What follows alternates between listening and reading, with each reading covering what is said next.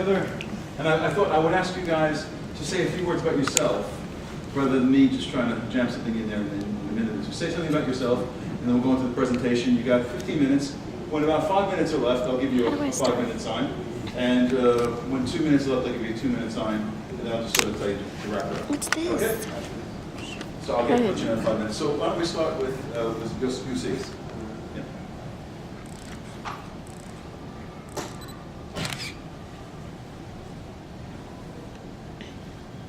Are you not finding it?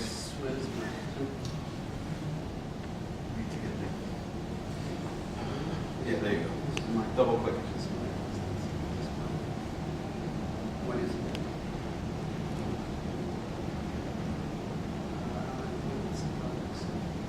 it? Is it not there now? What is that? It's just,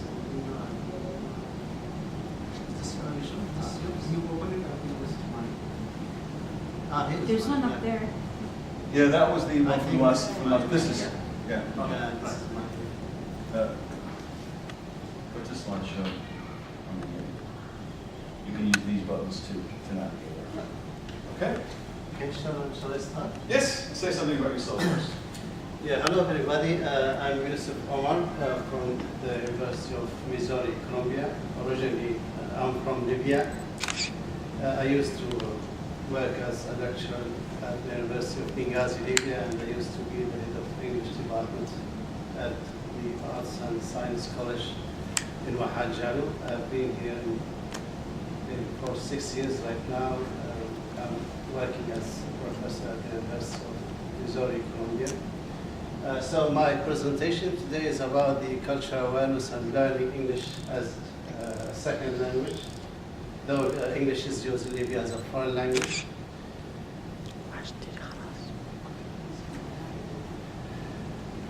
So let's talk a little bit about the relationship between language and culture.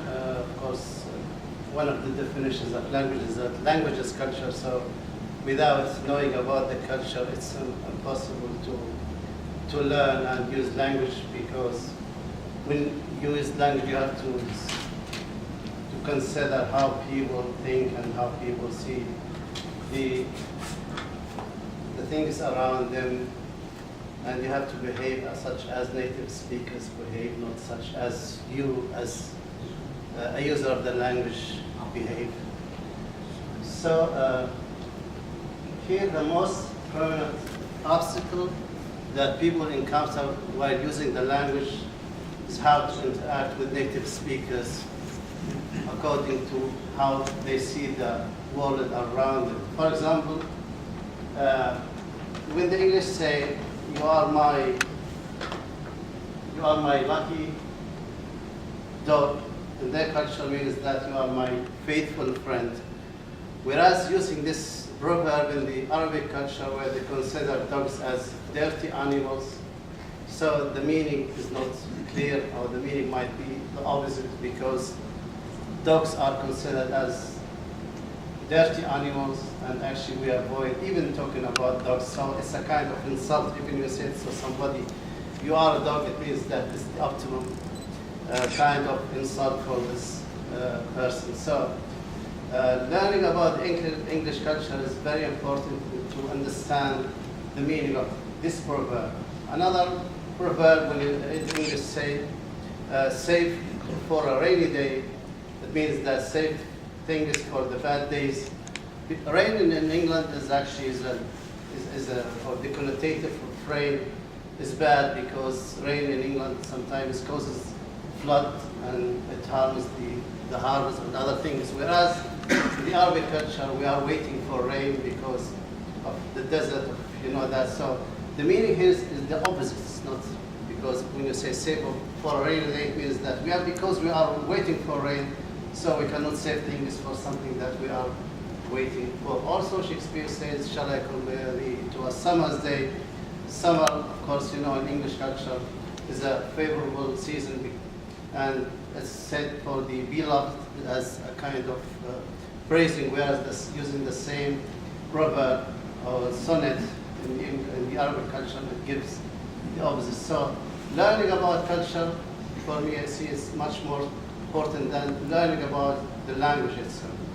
language is not a string of words to be kept in mind and used, but language is knowing about the culture and how to communicate with people according to how they think and how they see the world around them.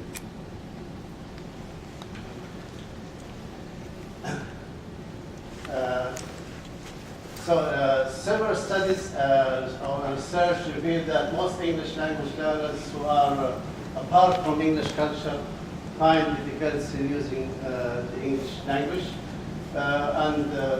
Bergmuller believes that cultural gaps pose problems to learners of English, particularly where the social, political, or religious differences are greatly said. Language is a social phenomenon and is best acquired, at least in its spoken form, socially and meaningfully through interaction in some interesting way with others.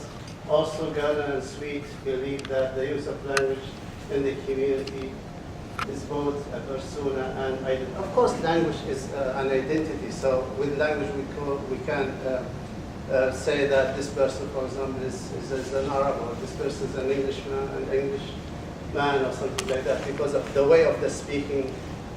We Arabs, actually, when we speak, we try to keep a distance between the speaker and the hearer, whereas the English try to be closer or something like that. Also, when you speak, I have to move my hands. Without moving these hands, I cannot speak. If you make my hands tight, so I cannot speak. Maybe I can speak a sentence or two, but I cannot. I have to move my hands. That means my persona or my identity is cleared through the way of speaking. So for the problem of study, as I told you, I came here in January 10, 2008 in Columbia, Missouri. I met with a lot of Arabs that they are living in Colombia. Some of them have been there for maybe more than 30 years, 35 years, 40 years, but their English actually is very awkward. They cannot speak English well, though they've been there for about maybe 30 or 35 years, or maybe 40 years, but their English. The reason for that because they are connected to their own culture. They are not actually connected to the American culture, and they don't have any relationships with American people, so that's why their English is very bad or very awkward. When you hear some of them, you say that this guy maybe he came just only last week or 2 weeks ago, not 30 or 40 years ago. So this is the problem of the study. For the research question, the main question of this study is, what's the role of being culturally aware in increasing English language learners' performance in using English in reality? Of course, you know that language is performance. It's not competence, as Chomsky says. It's not just to put knowledge in your mind. It's act. It's language use rather than language knowledge. So to shed light on the roots of the main research question, the following questions have been set to be answered. What problems English language learners encounter while learning English as a second language in English-speaking countries? Why can't English language learners interact effectively with English native speakers in reality? What are the benefits of being culturally aware in increasing English language learners' performance in using English in reality? So for the objectives of this study, the main objective of the study is to know the relationship between being culturally aware and learning or using English in reality with native English speakers. The participants of the study, I conducted this study in, I think, March 2010. The participants actually were 4 international students. One is from Libya, one from the Sudan, one from Vietnam, and one from Somalia. What's shared among these participants that all of them, they use English as a foreign language in their countries. It's not a second language. It means that English is not used at all. All of them speak other languages. From the guy from Libya speaks Arabic and Libyan dialect. From the Sudan speaks Arabic and the Sudanian dialect is from the south. The guy from Somalia, though Somalia is an Arabic country, he doesn't speak Arabic. And this is true, of course. We don't speak Arabic. We speak Arabic just only in school or university. Whereas in the street for Libyans, we speak either Libyan, this is suffice from my hometown, we speak either Libyan or Italian. We don't speak Arabic. Italian? Yeah. Yeah, because we're invaded by Italian. Yeah, Italian colonization. So we don't speak Israeli that we do. These are my daughters, and we speak with them with Arabic. Sometimes they find it difficult, so I speak with them either Libyan dialect or Italian. We name all of things in house, we speak kitchen appliances with Italian. So he doesn't speak Arabic, he speaks Somali and another African language. From Vietnam, he speaks Vietnamese, and English is a foreign language. All of them are students at the University of Missouri, Columbia, and they've been in the United States from 2 to 8 years at that time. So for the methodology of study, I used the qualitative research method, in which first I observed the participants of the study, and I studied for the secondary sources. I studied literature review about the language learning and language acquisition and the roots of culture and learning languages. For the primary sources, I interviewed these 4 participants. For the data analysis, this is the first guy. He's from, this is his AS, from Sudan, Somalia. This is A is the first name. His name is Ali, and he's from Somalia. And he got good experience in learning English. He learned English as a foreign language in his country, Somalia, in schools. Also, he spent some time in Kenya. English is used the first language in Kenya. He came to the United States in 2006, so at that time he spent 4 years in the United States. His English is very weak, in fact. He doesn't speak English. I asked him a question, how often do you contact people from Somalia in the United States? He said, like every day, because they may call me, I may call them. So in that calling, we use Somali or Somalian language, actually. So you see that he used to spend much of his time with his friends or relatives from the same country. So in this case, he is completely separating from the American culture. That's why he's very poor in using English. The other guy I met, I interviewed, he's from the Sudan, and his English is very open too. He came in August 2002. It means 8 years in the United States, yet he doesn't speak English well. So I asked him, how do you see yourself as a user of English? He said, sometimes it's fine. Of course, I motivated his dog, motivated his language, otherwise you see disaster in using English. Sometimes it's fine when you speak with people than you're home. With other people, you feel embarrassing, especially when people don't understand you sometimes because the accent is different. So he feels so shy using English, and you know, learning English requires that you commit mistakes, otherwise you will never learn English. Also, I asked him, which language skill do you practice least in your daily life? He said, speaking. You know, language is the 4 skills, of course, but speaking and listening are the most important one to interact with native English speakers. For the academic purposes, you can use writing and reading. And asking him why, he said, because I don't contact a lot of people who are speaking English, who are speaking English. Of course, this is according to his English. I don't interact a lot. Yes, in a classroom or classes, when I come out of classes, I stay focused on reading and writing. So his purpose of learning is academic, maybe, not for to interact with English with other native speakers. I don't interact a lot of people. How often, I asked him, how often do you practice English with English native speakers? He said, not a lot, not a lot, not a lot. In our culture, we repeat it means emphasis. We repeat something that's he's still thinking as an Arabic speaker, not as an English speaker. He said occasionally in the class, of course in the class you cannot find people that, sometimes you find international students, so still they are confined with their own culture. I asked him, how do you feel when you interact with English native speakers in authentic situations? For example, in a restaurant, Walmart is a place for grocery, or shopping. He said sometimes that means I am very careful in choosing my word, of course, when I speak to the native English speaker, and try to improve my accent when I speak to a native English speaker, so they can speak me or I can understand what I'm saying.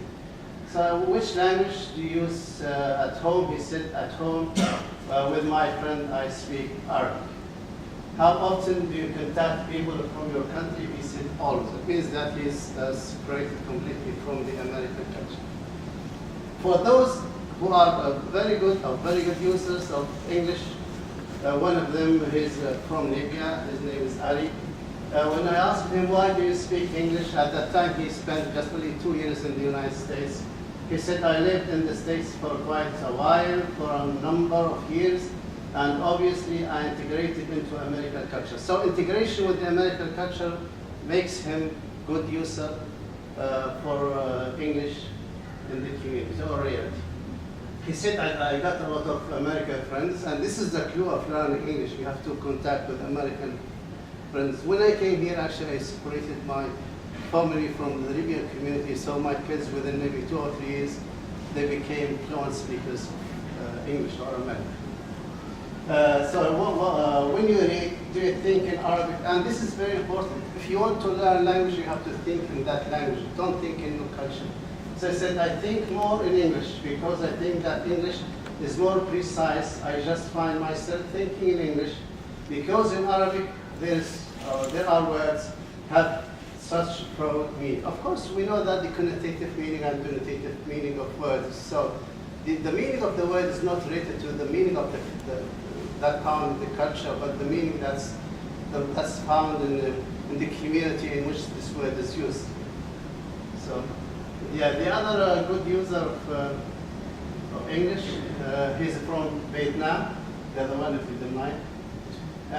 He speaks English fluently. He's the best, the most fluent speaker of English in this community that I'm interviewing. So he speaks Vietnamese as a first language. He learned Chinese and Russian in Vietnam, so he didn't learn English when he was in university. He started learning English seriously when he was in the 12th grade. That's the English used in schools in Vietnam. More than 2 years ago. He spent a year and a half just in Australia doing his master's before coming to the United States in May 2009.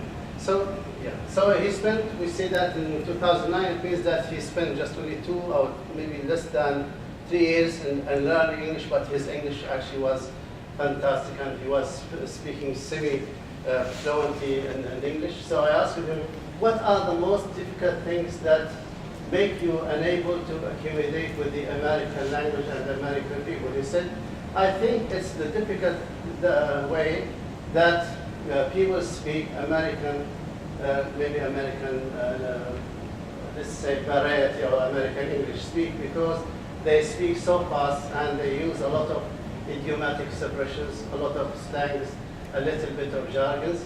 Because I mostly have classes, you know, some idiomatic expressions which could be difficult for international students like he said me and him.